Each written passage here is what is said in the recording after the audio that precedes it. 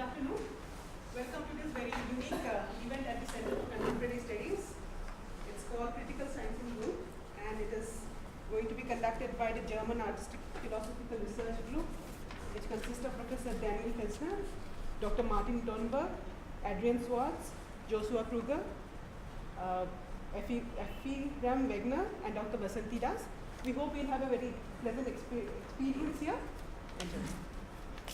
Yeah, thank you, Peter, for welcoming, and thank you very much to Raghavendra Gadakar to have us as a guest artist here. So we've been playing here a group of 5 + 1 people, 5 people from Germany and Vasanti from India for 2 weeks now, and doing some research about what is considered the critical zone in geoscience and in biology. And before I talk about that, let me just briefly introduce you what is expecting to you. All of you got the program, so we are now at the 4th part, Impressions 1, that we are going to explain something about our approach methodologically and about our artistic research, as we call it.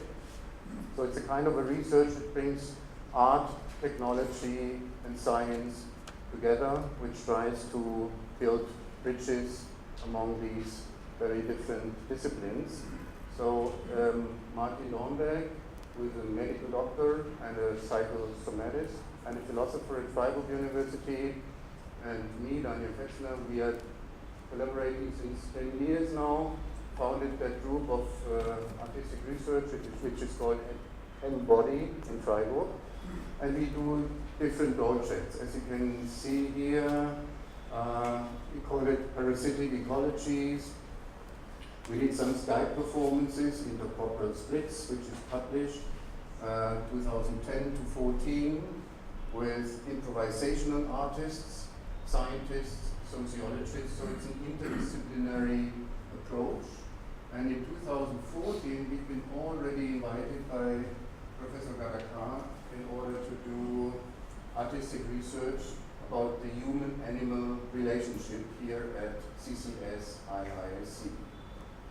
And we presented that briefly after the stay. As we do it today, we consider this as a workshop, as a first presentation of first working results. So all the material that we collected within the last 2 weeks, we're going to work with in the next year, maybe 2 years, and it will be shown in an exhibition in 2020 in Germany. But before I get into details, so this is just a look back, 4 years back, to our first stay here at IISc, a project which was called US, about the human-animal relationship. And since we are interdisciplinary working philosophers, media artists, improvisational musicians, dancers, sociologists, people from anthropology, we take a theoretical guideline. In this case, it was Michel Serres, the parasite, which guided us through the labs with the old Vespiri and new Vespiri of Professor Gadakar. And we did some what we call artistic interventions. So we were working with bamboo sticks, in order to intervene into the regular rhythm of scientific work. So artists, in a way, came in and parasited the work of the science which was going on here. So I will briefly show that later. You can see all the working results which have been done within the last 2 years in an interactive web documentary. After that, in 2016, we dealt with the Anthropocene, which is, of course, one of the challenges that we face today. And that was a project which was done in the Garbage City in Cairo. And that is as well documented in the web. From the philosophical point of view, we dealt with the object-oriented ontology, how it is called, or new materialism. One protagonist that was part of our research is Graham Harman, an American philosopher who was teaching in Cairo for 15 years and who is now at Sci-Arc in Los Angeles. So the first theoretical thing was parasite, Michel Serre, then new materialism, and Graham Harman. Now, we call this project Deglobalize, which consists of 3 sub-projects, and one is playing here in India at the IISc. As you can see, we call it scientific forest or forests. The stay that we did here now, we will be in Egypt again and having a look at the critical zone in the Nile Delta. And in 2019, we will have a closer look on the Black Forest in Germany. And all the work results, so this triangulation of critical zones will be put together and merged together in an exhibition in Germany. Now, what have we done within the last 2 weeks? We went, of course, to the Inno-French cell at IISc, led by Professor Shekar, and did interviews with people. So one guy of the Indian French cell, innocent French cell is here, Patrick Chouquet, Pascal Chouquet, sorry. The French names, you know. But Pascal is here, great to have you with us. The others are unfortunately busy. This is Laurent, who showed us his instruments and talking about his approach. He's also familiar with Latourian philosophy, that is one of our present guidelines.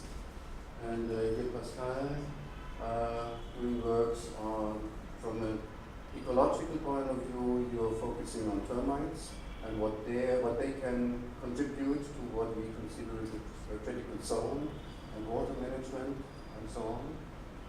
And so this is one of your colleagues. We went with Shenyu to the critical zone observatory last week for our drive, and we're looking at the implementations and the water management, the problem which occurs through climate change in that area. And we call it forests, since the Indian Institute of Science is located in a rainforest in a way. And so this is the department of Bremen Bosch. And Nikita Zakaria was showing us her research on termite molds, which can be also considered as part of the critical zone discourse. Also, when we had some doubts about this approach, but we interviewed her, and that will be part of the interactive documentation, so she showed for herself. Now, this is part of the research by Nikita, and as you can see here, there are 2 types of termites that we got to know. The ones who, they are called minor and major termites.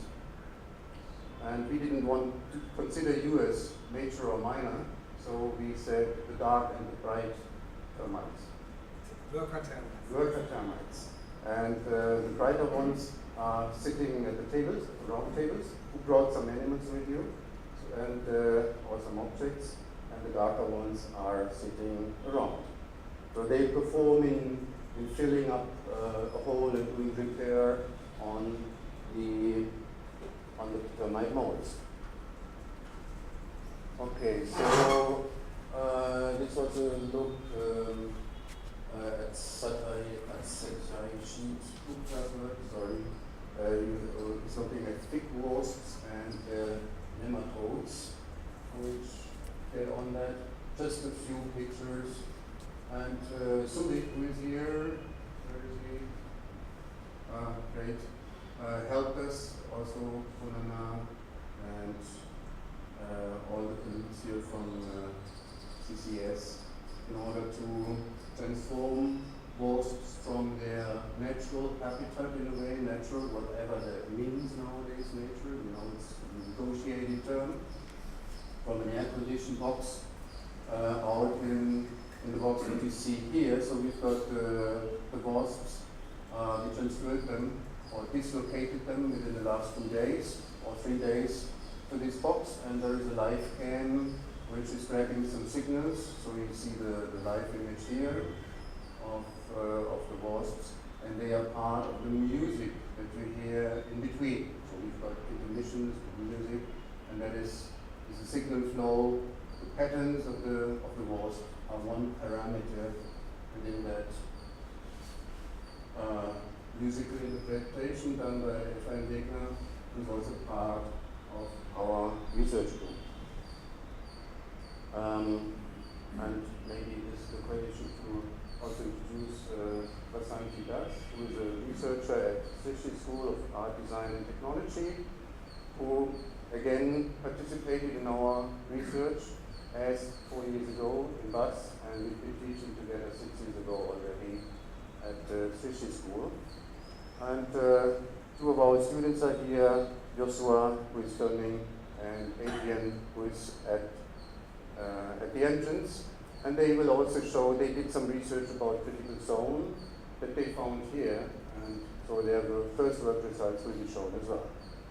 Okay, so here you see the wasps in the transformation phase when they were dislocated here, so we had to cover them, or Unana and Sulik did, to make them feel comfortable, and now in a way they arrived, and this is one picture of how to feed them, how to make them comfortable, how to also make them part of science, since they get a color mark and a clear ID in order to observe them. Stefan, who is also part of the Indo-French cell, unfortunately can't be with us today since he has a computer problem and has to go to a conference tomorrow.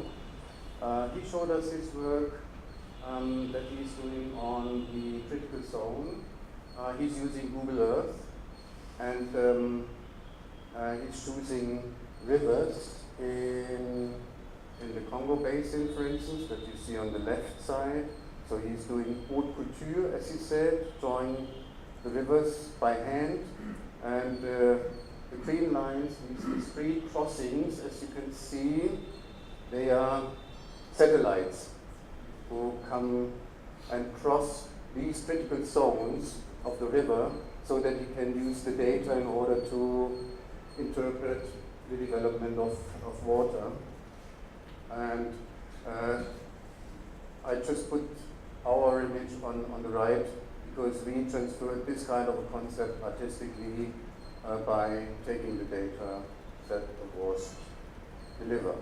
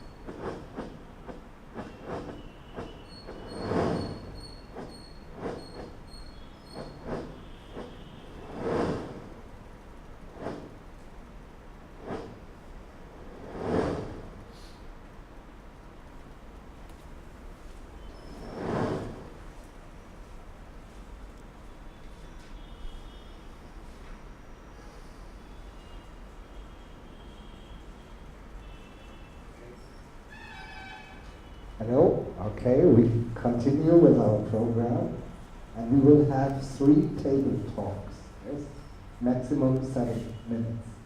We asked you to bring some object or animal or something which matters for you, and we try to have some encounters about these objects. Okay, 7 minutes is not so much.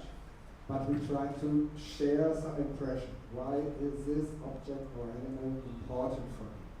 Or why is it important for our research group, or for India, or for the geopolitics? Yes. And the objects are from very small to a large scale, as all critical film do. Yes, and we try to have some encounters. Yes. Could you first start? Yes, I start here. Yes, okay, is that okay? Can I start with you? You say a little bit about the object and what is for you some matters of concern, some matters of care. Why is it important for science, for a living society, perhaps? And perhaps you can share and you ask, you interact. Yes, okay. We tried. All right. So if you hold it on your heel, Yes, like this. like this. All right. Here, as our scientific object, we have a colony of ants. The species is Dichoma indicum, and these ants are found in southern India, including our campus and throughout the Western Ghats. This is comparatively a small group of animal. The colony size is lesser than the typical several other species of ants. Here we have around 100 of ants, and we wanted to know what in a society of ants, what it individually does, as well as what as a group the colony behaves. Since all the ants, they look together, we marked those ants on their body with unique colored dots, and we keep them in our laboratory condition almost in a temperature and humidity which they maintain within their nest underground. Here, now we can see that they are coming out of their nest because now we have removed this cover that which gives a kind of a darkness within their nest. If we remove it, they feel exposed, then they start coming out of the nest.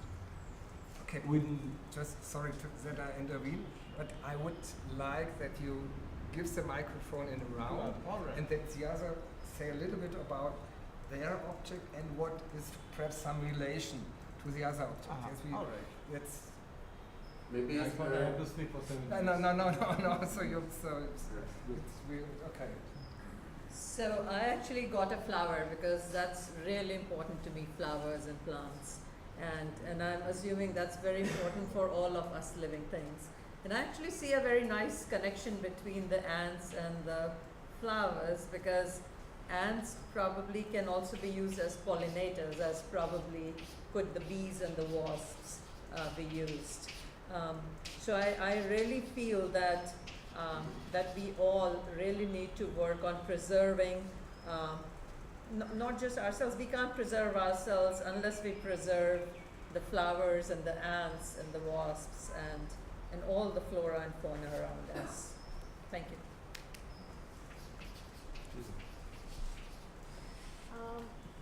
I have some dead ants from the same species. I have removed these, but the thing is that when ants die in a colony, their fellow other members of the colony, they remove them because of the fear of the fungal infections that the other colony members might have from them. So it's a very kind of a very interesting process to see that how the fellow members of the same colony remove their dead colleagues. Okay, I didn't bring anything because I prefer to keep them alive. I'm working on termites and I prefer them alive in their nest, quietly in their field, than dead in a box or somewhere else. I'm coming back to the usefulness of everything, the flower, the ants, and anything. And I especially like the sentence, how can the against change into a for or a with? There is a problem with termites that all the farmers and everybody looks like a pest and see them mainly through their negative impact on the crops and the environment and so on. And like any against, there is a for and there is a with. And in many situations, people are used to work with them and use them for improving the ecosystem or some ecological functions. And studying termites, but I could study flowers. Oh, you broke termites, but dead. So I don't want them.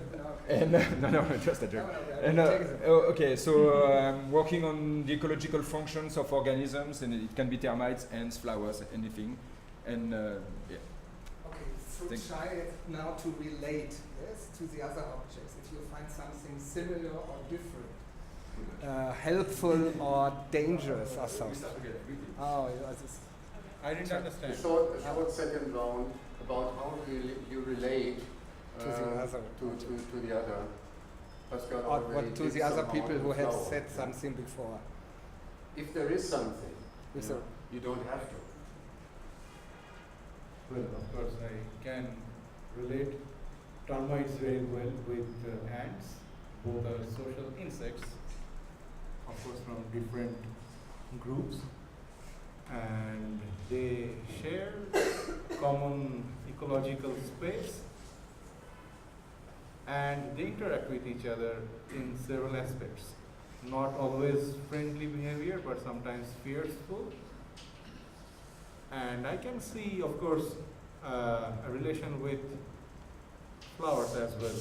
As she said, that not necessarily all the time they pollinate, but ants are really necessary and interacting most of the time with plants. So that's how I would relate plants and termite with ants.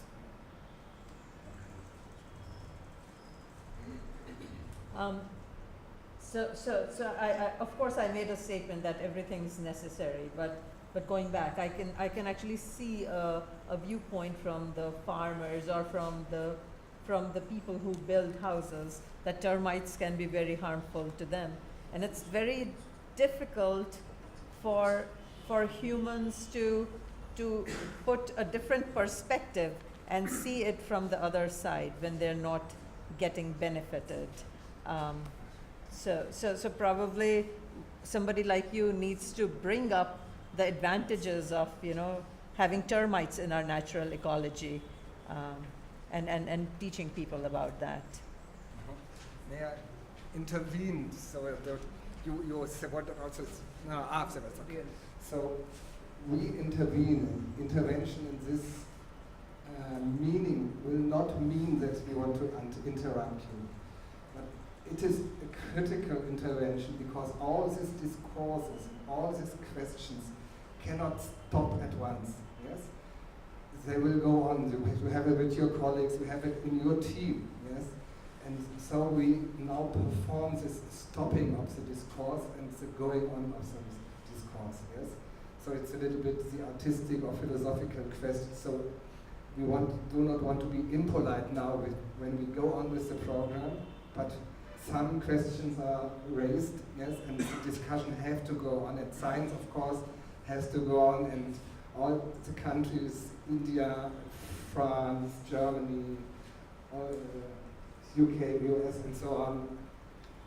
Okay, so we stop this part and we go to the next part. Thank you very much. There's one. Just stop a moment.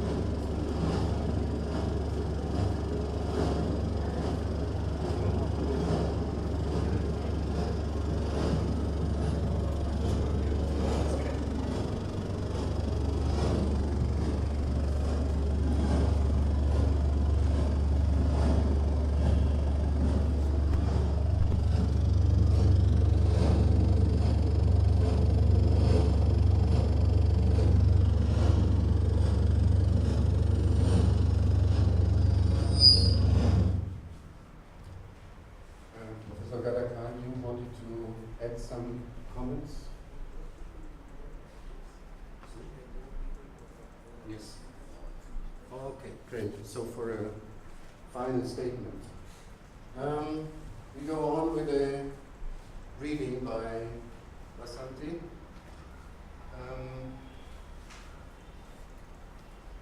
About the critical zone.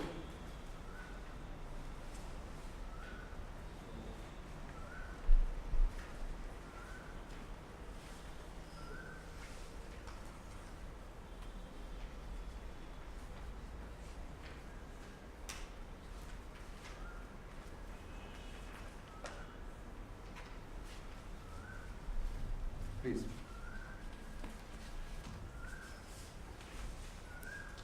Fragments. The great murders, destructions have become the quiet game of the well-behaved. This is by Michel Foucault. Reflections on critical zone. Why is this term, which is always already used elsewhere, deployed again in his essay titled Some Advantages of Critical Zone in Geopolitics by Bruno Latour? The scientists seem not very interested in this term, since they have used them amply. They were not giving it the same profuse attention we in the humanities, social sciences, and artists are compelled to give.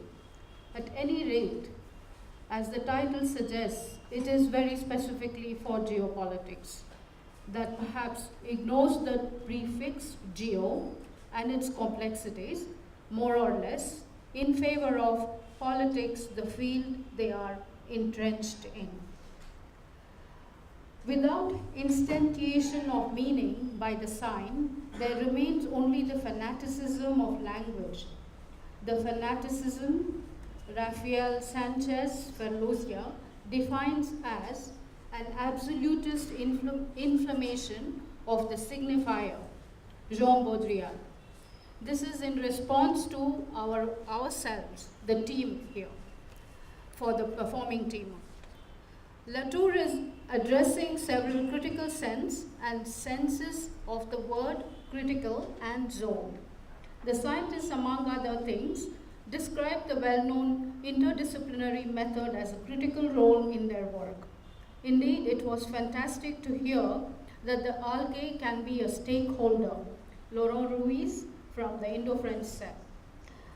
Geopolitics, even if it is interdisciplinary, is required here to intensify its own process with further inclusion of scientists to get a broader, deeper understanding of the materiality of the Earth crust, the zone from this context, and therefore the political is one of the several players. The zone is not land, property, or territory, but deterritorialized into zone and zoning. Yet, why is Latour repeating himself, or is this a repetition with difference? Deleuze, or difference, Jacques Derrida. A game played by critical theory since the 1960s, particularly, to perhaps re-examine, refresh, cleanse, and expand terminologies, and avoid cliché, and finally, limitations. Perhaps Latour locates gaps in the way geopolitical analysis is carried out by the social scientists. Or is he alerting them to do further parsing of the zone to get a fuller understanding of it? The word parsing is specific to language, and he uses the zone as a composite syntax, zoning into the specific site. To clarify further, let me consider the two preliminary meanings of the word: an act of or result obtained by a parsing, a string, or a text. Analyze a sentence into its parts and describe their syntactic rules. This infinitive slicing is encouraged to enhance the research on the geo, parsing the zone. Thank you. Now we will go on with one of the two observations that our students did.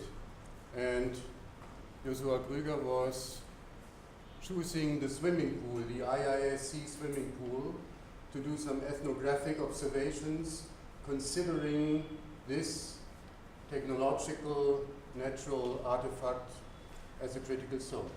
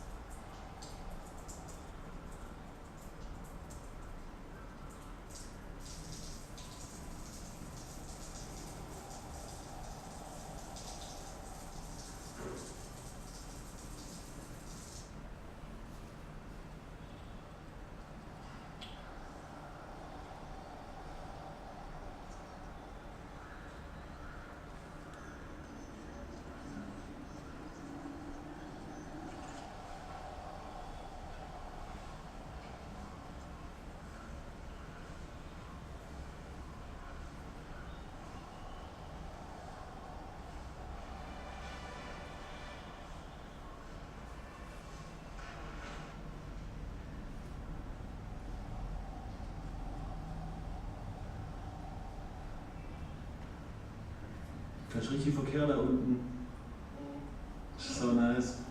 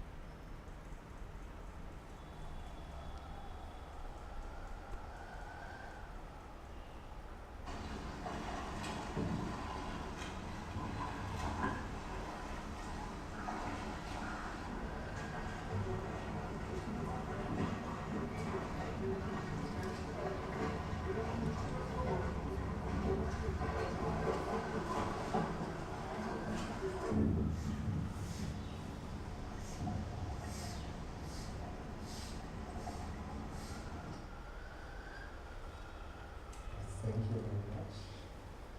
So we go on with our second table here.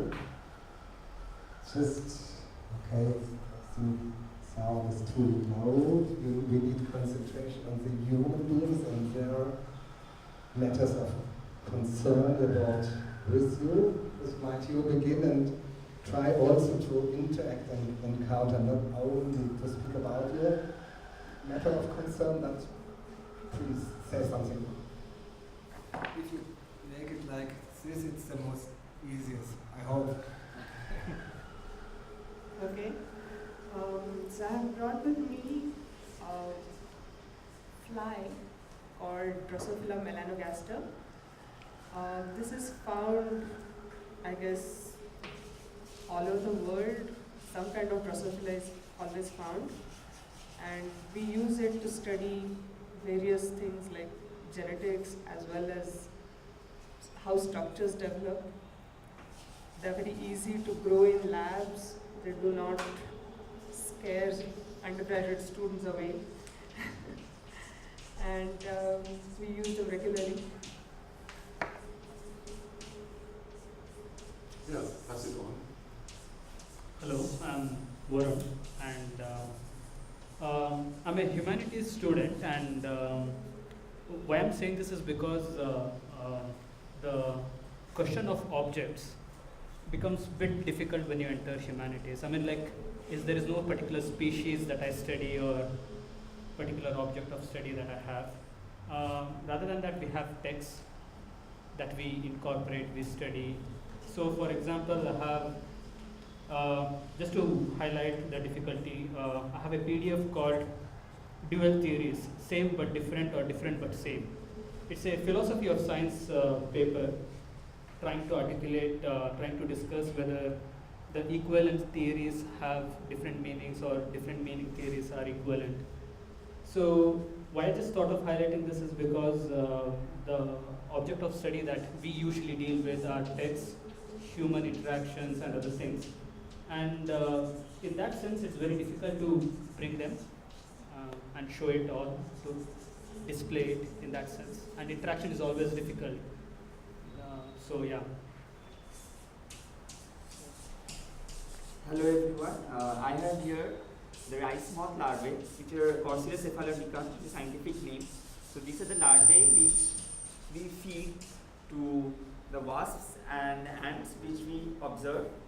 So because in natural environment they have their own food and everything, but in the lab vesperi we prefer to feed them with this larvae. And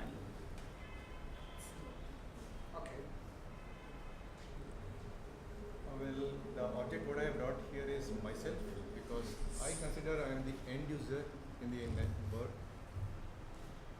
Because I consider I am the end user and I should try to have a minimum impact and a balanced, sustainable environment. So that's my perspective. Yes. Then perhaps try to interact, try something which is interesting or important on the thesis or objects or elements of the other. Yes. Actually, he is the only one I have no idea how to interact. Okay, so you can pass on to the microphone. Yes. Yeah, but I think otherwise, the larvae, the flies, and human beings, how they are all interdependent in some way or the other. And yeah, I guess they're same and different, both. Yeah. I would just say that I'm not, okay, the object of study that I have is not that different from any of this. Like say for example, he was telling at the beginning that, I didn't get your name. Srijoy was telling that how he bangs on the head of the larvae to feed it onto the caterpillars. What wasps? Wasps. So there's a kind of interaction that is happening with the object of study, and then you make some use of it, or some interaction. It's the same with the object of study of humanities in that sense. We have ethnographic studies, or like say for example, I interact with the PDF that I have in a very similar way that you guys would have interactions with your through microscope or any of those things. I underline, I do annotation, I delete the file, or probably I print it out. I mean, texts are not the only things, we study human interactions as well. What I understand is try to learn from how the animals interact. Right now we are talking about invertebrates because there is a hierarchy of work getting done and they sustain well. And in his case, when we talk about feeding the organism, and ethical issue comes right now like banging the head, but his objective is that the organism is alive but it doesn't move. So in a perspective of humanity, whether it's right to do or not. So just because you mentioned about this fact, but then we have to consider the thing like if we are like we considered the fact that we have to keep the other organisms alive as well. So we have to have a balance in between them. Like we can't, just because we are not want to bang their head, we can't starve our wasps as well. And one more thing, I just, because the two things are here, although they are different, but the thing, there is some cycle going on here, because we have this if you consider this larvae, there is this egg and then the larvae, and then it will finally develop into a moth or a fly, like just like the fly here. So there is a one, I can find one cycle which is going on. So one is being eaten by the other and the cycle continues like that. So this is something which I found. Okay, so. Okay, we go on now. Martin is going to summarize the first roundtable talks somehow on with his blackboard writings. Yes. Okay. The micro interferes with me. Yes, all the objects and all the talks interfere with each other or with us. Yes, and all the species interfere with each other, as we saw first in the movies. Yes, and this is, I don't want to summarize your talks, but to make some reflections, or as Karen Barat proposes, some deflections or diffractions. That means while reflecting something, you always tend to transform it a little bit. Yes, the speech or the voice transform it, the microphone transform it, and the room transform it. Yes, and also the blackboard is transforming. You know, perhaps this American philosopher Andy Clark, who speaks about extended mind. Extended mind means that when we have consciousness, when we reflect, we always use something else. A responding person, perhaps, or a diary, or a text, or an object. And as a diary or a computer, yes, we have many computer breakdowns, and this is something like our extended mind. Yes, and you are a user, but you are also an extended user. You have your wife, perhaps, or your clothes. Yes, and this is your extended mind and extended body, a little bit. And also we use in what is called performative philosophy, or every philosophizing has some performative aspects, but you also can perform it a little bit more externally, yes, more explicitly, yes, bodily transformed, where whiteboard. And so we have this extended minds agents, which are called blackboards, diagrams, maybe even concepts may transform ourselves, theories may transform ourselves. Yes, we had some struggles of theories in these 14 days. We found some conflicts between perhaps what we observe, but perhaps wrong sides. The sea objects are very interesting. Yes, something like a Newtonian approach and something like a Darwinian approach, and perhaps something like an extended Darwinian discourse, perhaps going into systems theory, or perhaps going also into altruism, which is one of the very main and interesting topics of Raghavendra Gadakar.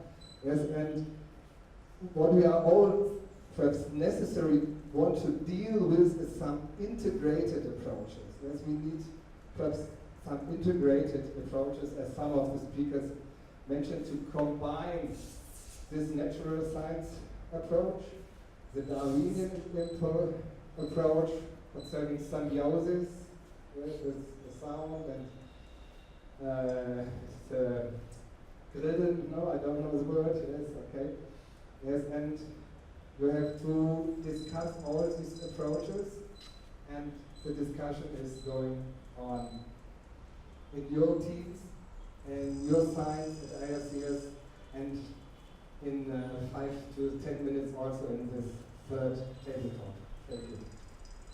Okay, so we switch to theory and we switch also to our methodological approach. As we said in the beginning, one of our first theoretical reference was Michel Serre, and in this research that we are starting here at IISc will be Bruno Latour. So here you can read his idea about the critical zone, his concept, and it deals very much with the vulnerability of the Earth and of the living sphere, which is a very thin skin layer, which is around on the globe. Critical zone means a spot on the envelope of the biosphere, which extends vertically from the top of the lower atmosphere down to the so-called sterile rocks and horizontally, wherever it is possible to obtain reliable data on the various fluxes of ingredients flowing through the chosen site. So the word critical comes from the Greek name, which means divide, differentiate. It's very much about bifurcations, a concept that Michel Serre is also making very strong in his philosophy. And it's about zoning and positioning, and of course it's always a question of the point of view. So a geologist or an ecologist or a biologist is looking different on these aspects and also on these terms. So one point of view could be, that was during our field trip, looking at the Trout River in the critical zone observatory. So the critical zone always has also something ghost-like. As this picture might appear somehow ghost-like. And Michel Serre, who is very much related to Latour, he's the teacher of Latour. Yeah, shortly Yes, accompany you. Yes, yes, too. The second meaning of the critical zone is also the vulnerability of the zone. Yes? Critical in the sense that an atomic reactor, if it gets critical, it explodes. And Latour is also concerned about the criticality of all biological, all human nature culture systems. And he wants to ask us or to please us or to make us curious, also to integrate this matters of concern and cure into our relations and encounters. Yes. Here is a quote by Michel Serre. You might have already read it. I read it again. We cannot claim to be subjects in the midst of a world of objects, for our behavior resembles that of either other insects, other rodents, or poisonous plants, not separated, but plunged, immersed in the biochea in cousin company.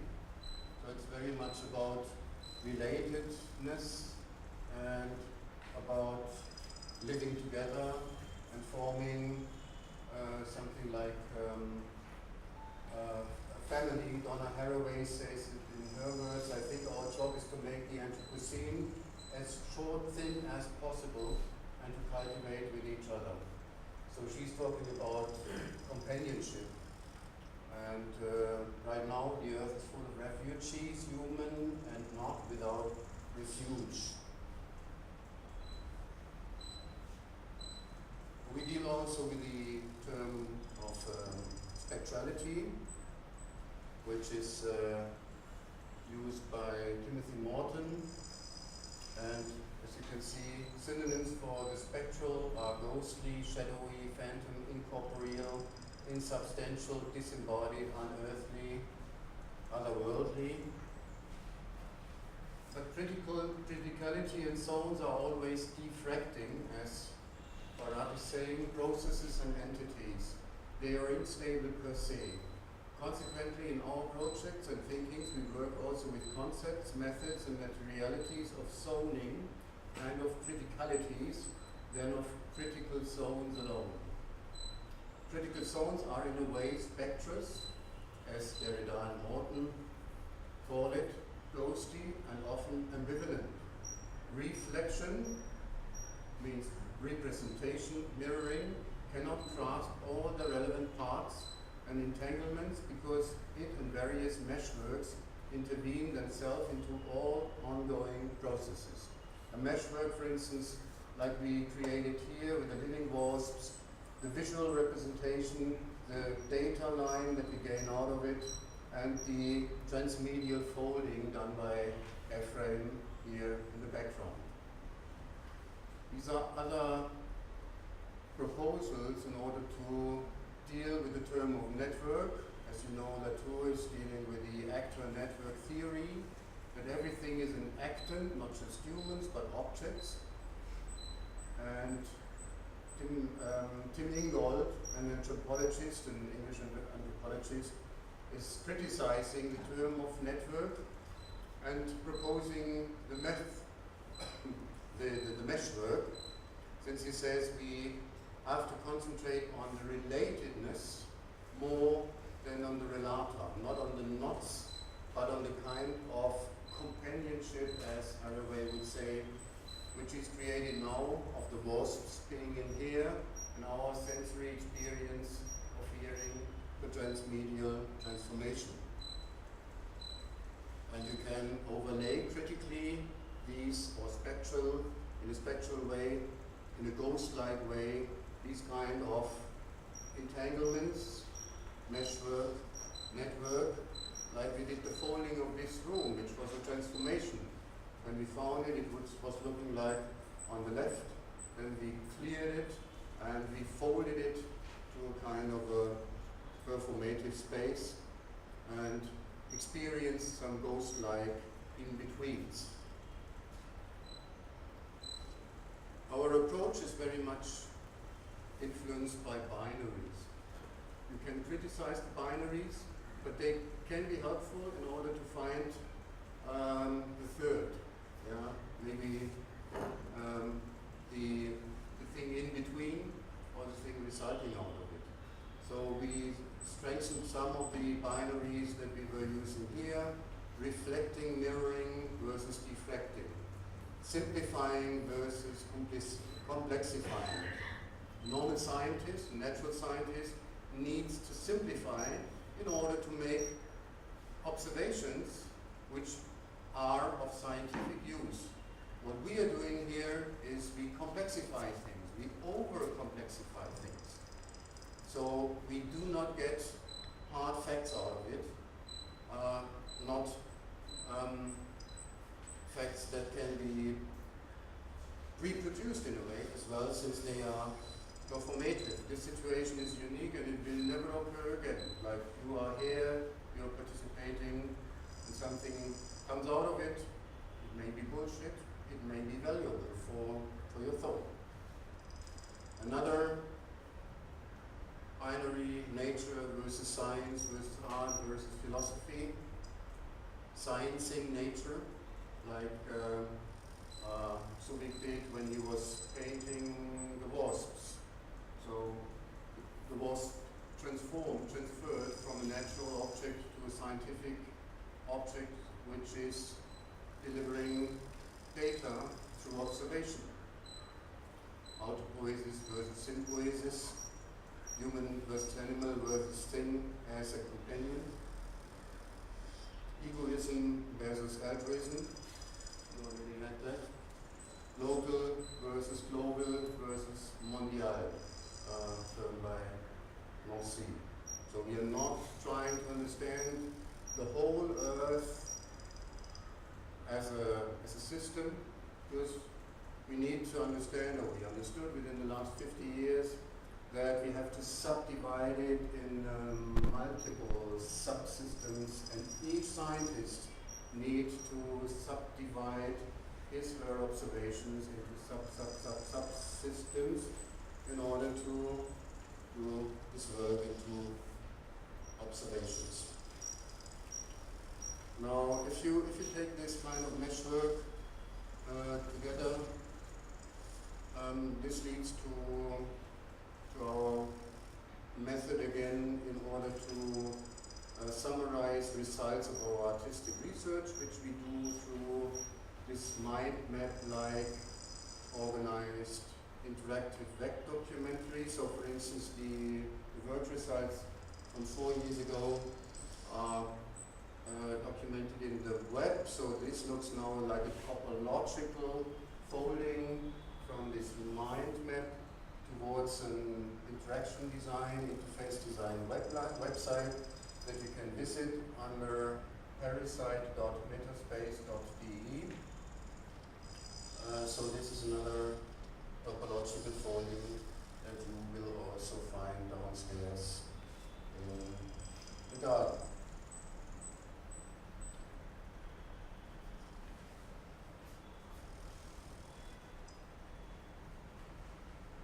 We will show you another first result in a little performance between Ephraim and me.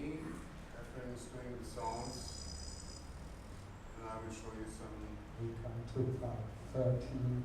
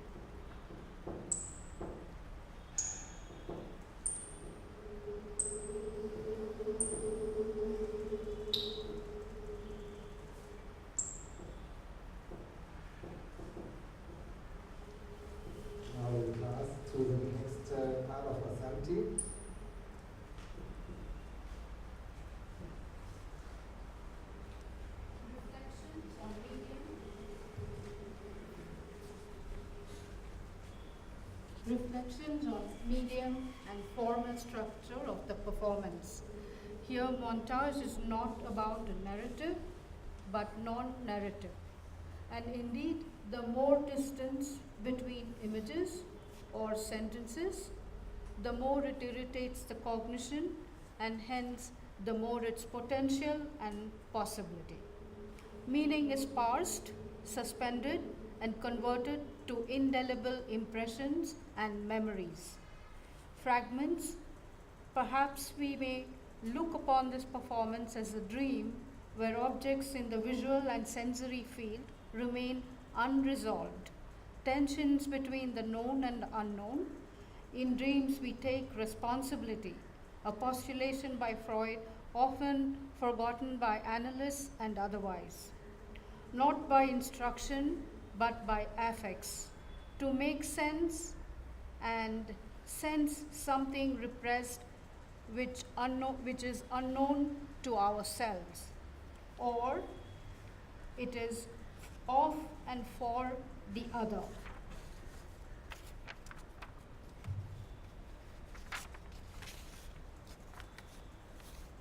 Rectangularity, the wood from the forest have been sacrificed and now haunt our domestic and institutional spaces.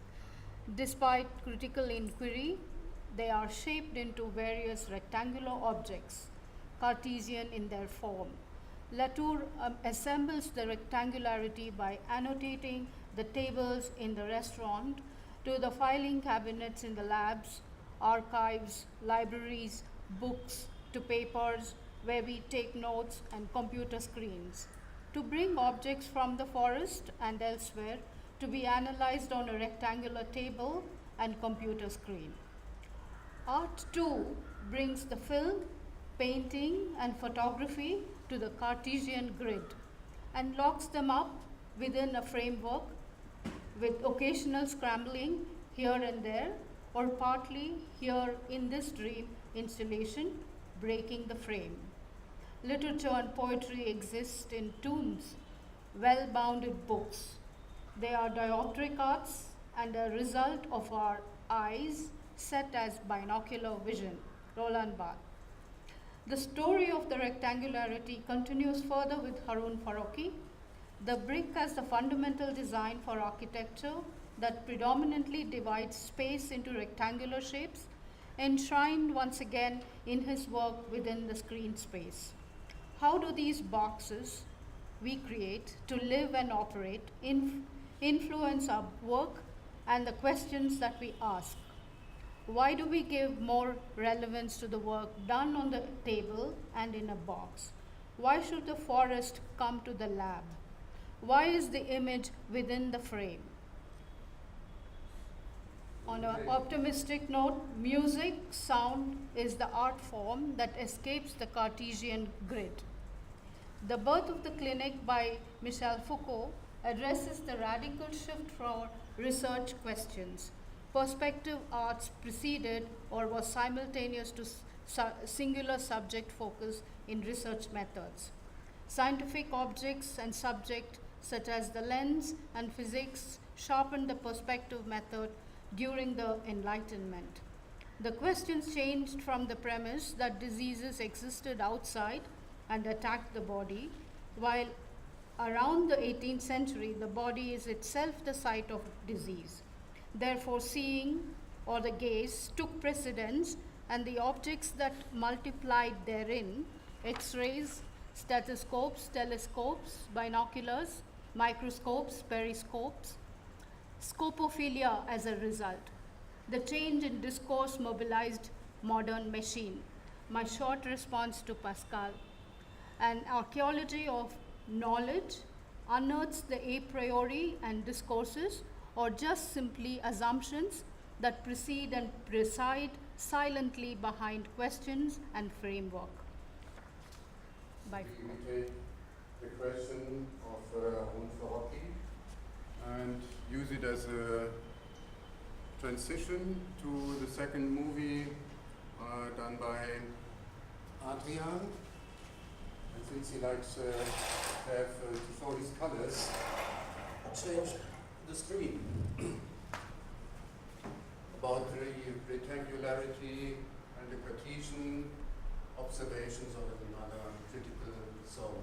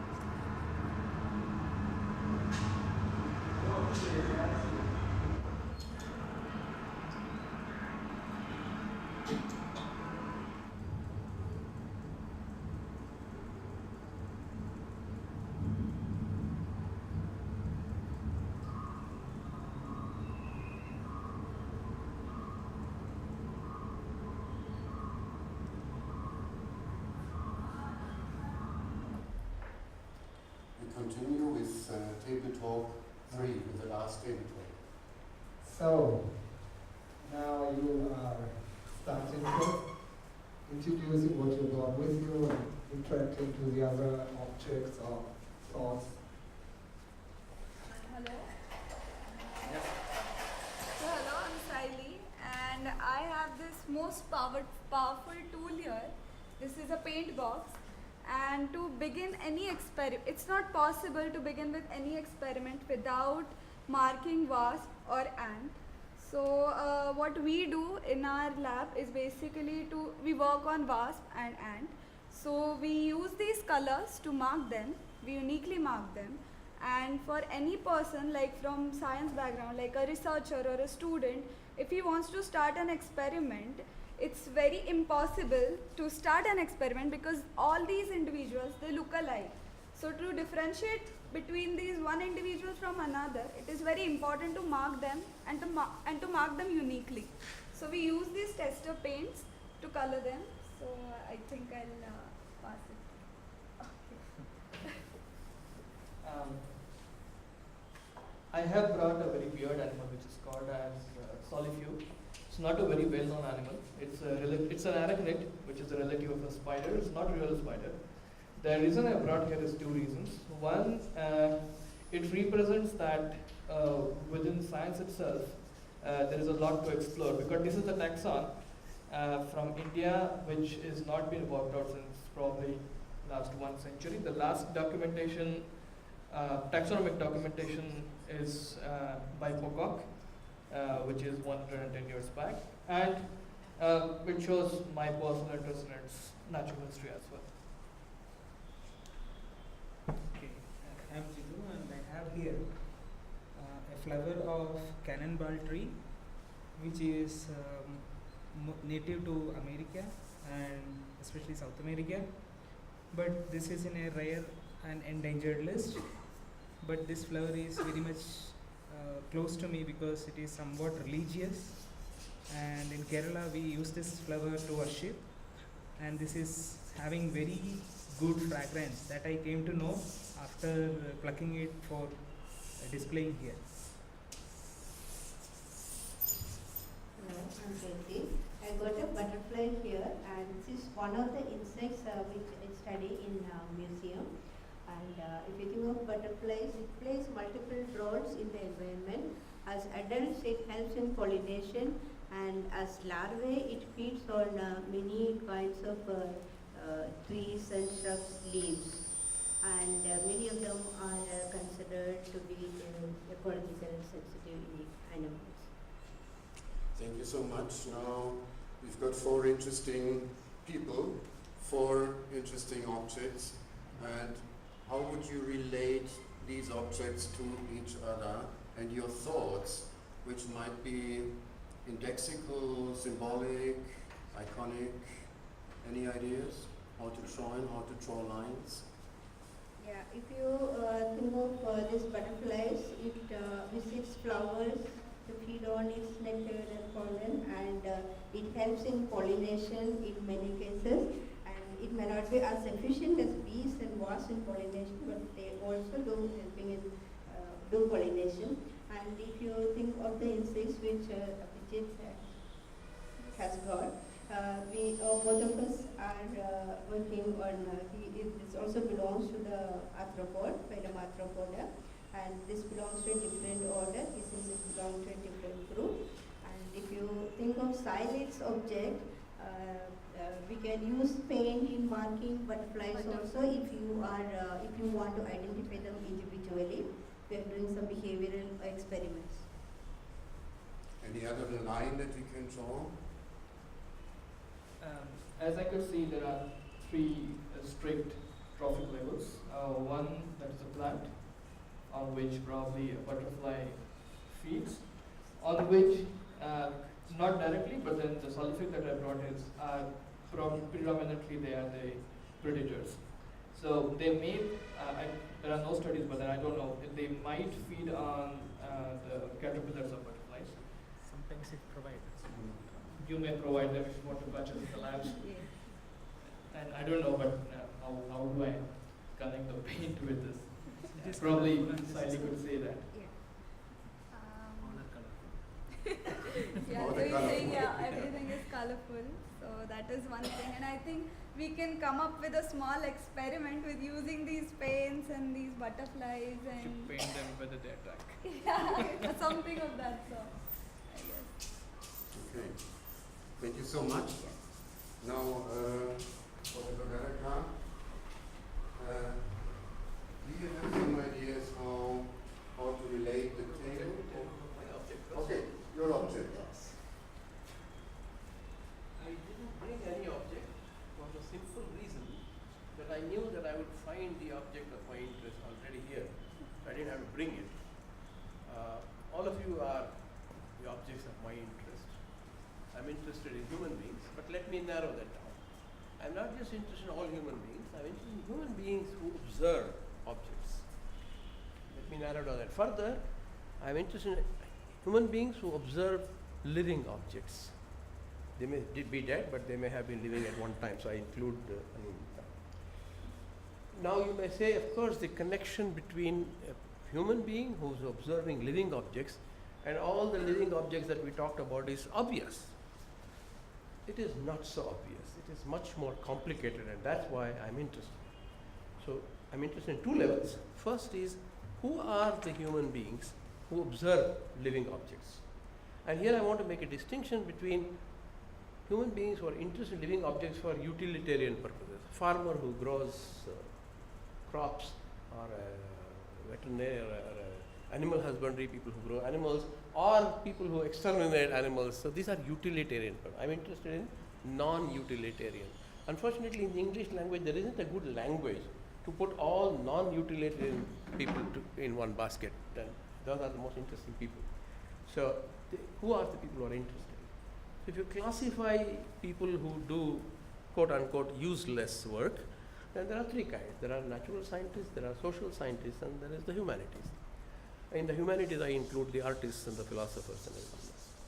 Now, if you look at these three, the most disappointing group are the social scientists, because they really do not observe living objects. When they do, they restrict to one species out of 10 million species that are supposed to be present on Earth. So for me, they are hugely disappointing. The natural scientists are a little better, but not very good. First of all, only biologists really do this. And within biologists, an increasing fraction, which is quickly going to 100%, do not observe the organism, but observe some molecule inside the organism. And they quite foolishly call themselves molecular biologists. There's a friend of mine who is very fond of saying that molecular biology is an oxymoron, because molecules don't have life. So there is no such, there cannot be a molecular biology, you have to observe. So very disappointing still. The greatest hope is in the humanities and the artists.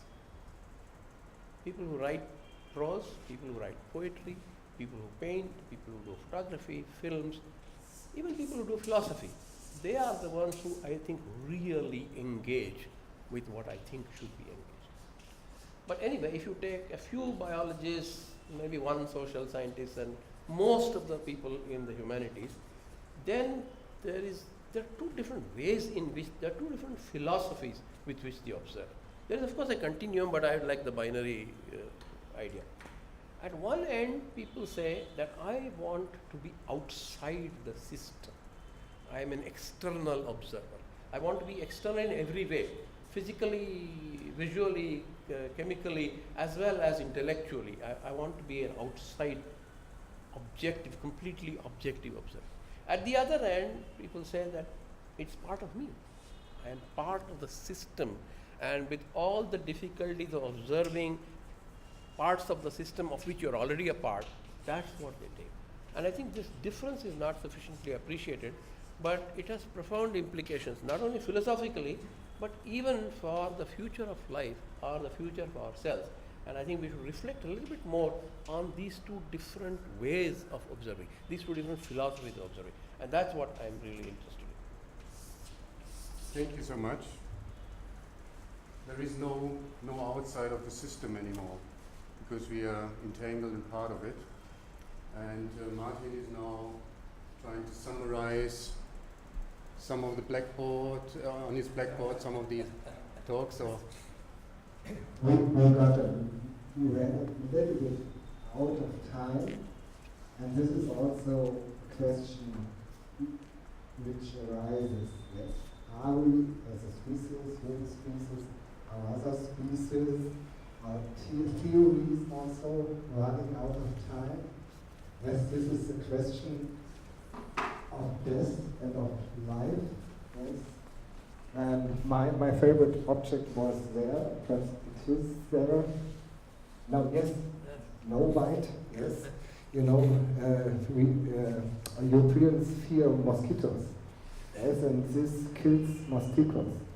And Michael Serre wrote beautiful sentences about killing and fighting against other species, or other species are helpful. Yes, they can termites a pest or not. Yes, and how do we handle all these very, very interesting and vulnerable, critical questions? And if you follow the theory of extended mind and extended phenotype, perhaps we meet all each other together in this world, which is an experiment of us, together with our companion species, with all your ants and your wasps and your bees, and all your relatives and wives and children and antecedents and your future offspring. And your objects that you brought along. And so thank you very much for attending. Thank you very much for hosting us and having us here. And you're all welcome to join the reception downstairs. Thank you.